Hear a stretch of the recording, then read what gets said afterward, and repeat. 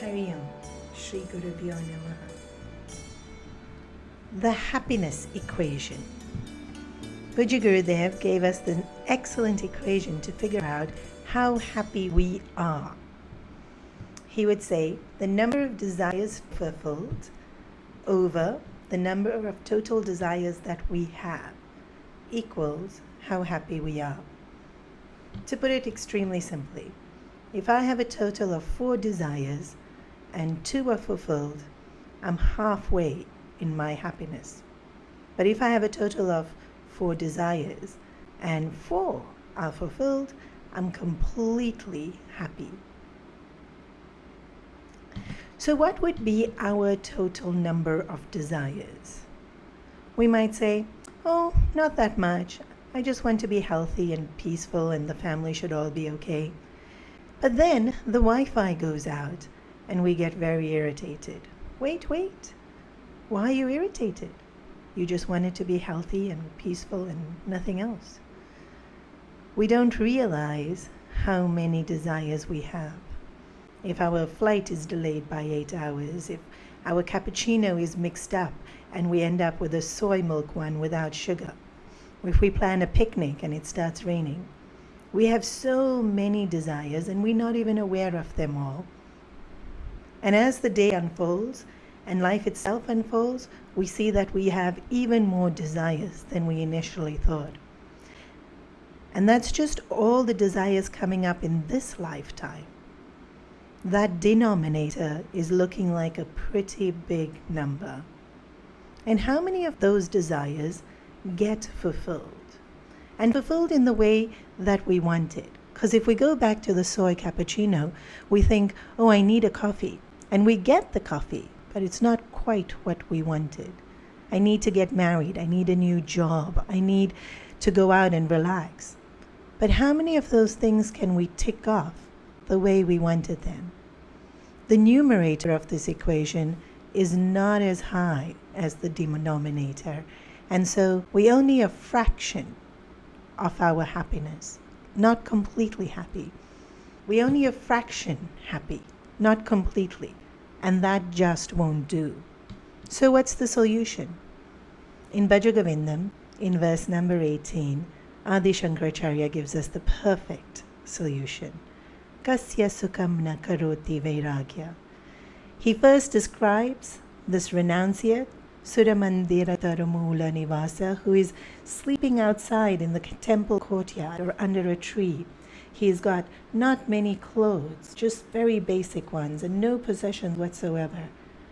And he has no thirst to enjoy anything. He is completely dispassionate. And the last line is, for one who is dispassionate, there will be only happiness. He phrases it in a rhetorical question. How can there be anything other than happiness when one has dispassion? In dispassion, we're making the denominator lower. And if we're completely dispassionate, then the denominator becomes 0. And Gurudev Swami Chinmaya used to explain that this is the spiritual journey.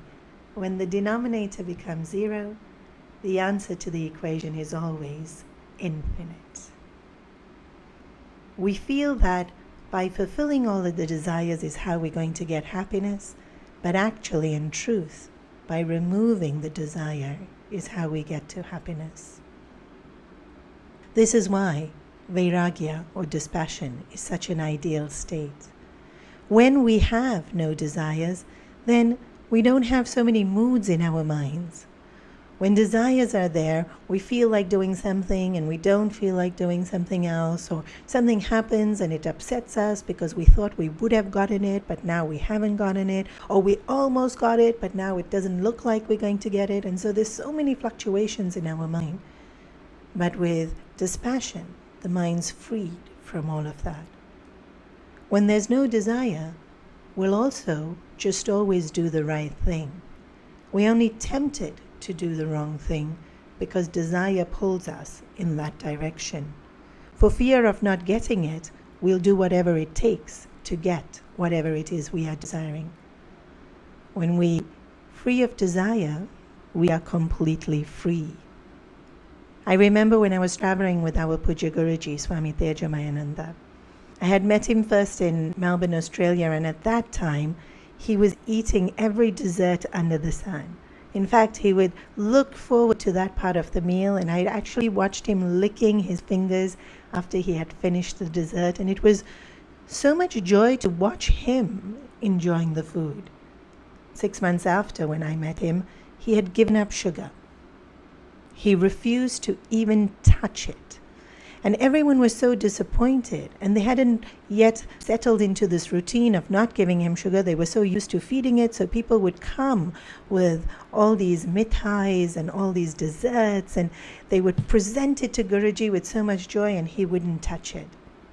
And I would sit there and I would watch, and I was amazed that 6 months ago he was licking his fingers, and now he barely even looks at it. It's gone. It's totally out of his life. And once I was sitting with him, and there was just one other person around, somebody he had known for many, many years and felt fairly close to, and she was saying, it's good, Guruji, you have to look after your health. It's good you've given up the sugar. And he leaned forward and he said to her, people don't really understand. It's not just the health. And then what he said really struck me. He said, the joy of giving up is greater than the joy of getting. If we really understand this, if we experiment with it, by giving up something, we've done it forever, and it lasts forever. But if we enjoy something, it can only last for a very short time. Think about it. For more in-depth talks from Swamini Supriyananda and other excellent teachers of the Chinmaya mission, you can subscribe to chinmayaclicks.com. You can also visit the Chinmaya channel on YouTube for bite-sized inspiration and discourses on in-depth Vedantic texts. To know about local classes, activities, and upcoming retreats, visit www.chinmayamission.com. And see you on the next podcast.